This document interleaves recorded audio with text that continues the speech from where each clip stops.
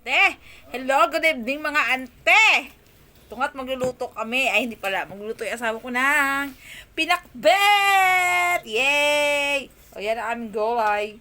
Siyempre, may talong. Tapos yung talong na green. Tapos okra. Ganyan lang siya. Hindi na hiniwa-hiwa. Tapos, sigarilyas. Sigarilyas. Yan. Yan ang masarap na mga sabi natin mga vlogger talaga.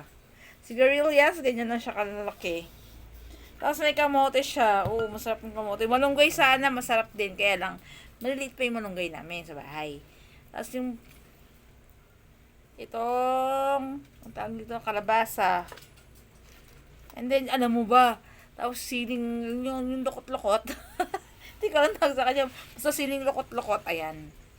Diba? Ganda.